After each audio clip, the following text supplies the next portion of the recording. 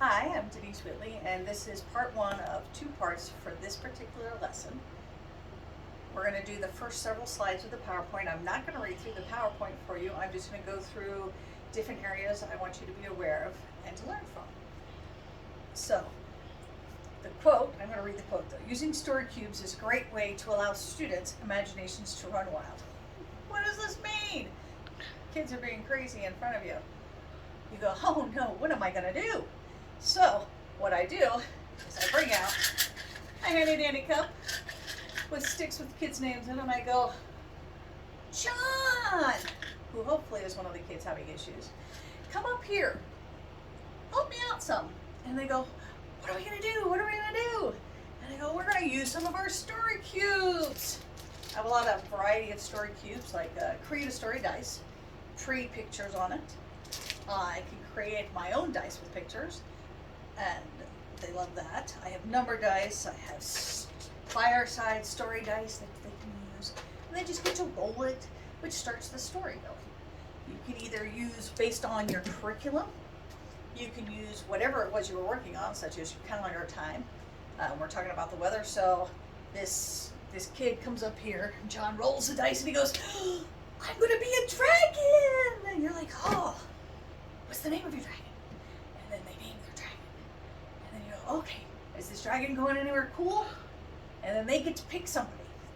Or you get to pick from your cup of sticks again. And then the story develops, and you're doing the curriculum, and you're getting them invested again. The classroom is together, and they're working on something.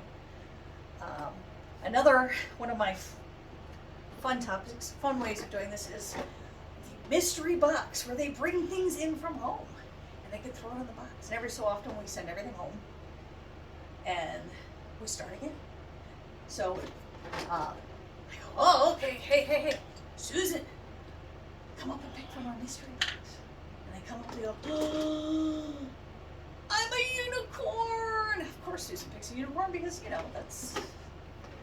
it's just fate. So here we have unicorn, and she names it Susan. So you've got Susan, and of course, what's going to happen to Susan? She's like, I don't know. I'm like, okay, well, pick a friend. And she gets to go out there, and that person comes up, and they pick, let's say,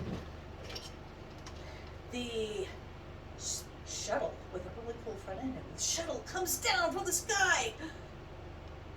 And then what happens? And you've got these kids sitting on their seat going, what's going to happen? There's a unicorn in a shuttle. Oh my goodness. And that's called getting them engaged, getting your classroom managed, having them together. Another item that I really like are magnet boards. They're fun, they're inventive, you get to use different ones. I happen to have a couple. This is blank white one, and kids can use it later on. And then I just have a bag of varying items, and again, you let them pull it out, or you pull it out and go, the rabbit! What's the rabbit gonna do? And you put the rabbit on the house, because that's where you find rabbits, right? And the kids all of a sudden become engaged again. They're like, there's a rabbit in the house?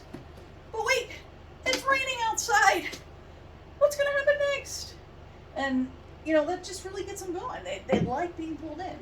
If you don't have these items, you can use stickers, cut them out, and put them on a board that you're using, and they can tell stories that way.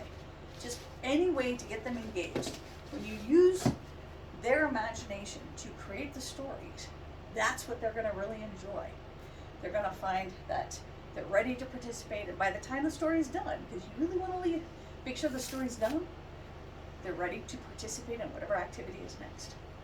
That's what creating the story is all about. Bringing down materials, putting it together. Make sure you do the links. Make sure you use the resources. Add your thoughts. I have a link on the PowerPoint for you to add your thoughts. Aside from that, feel free to email me anytime. Thank you.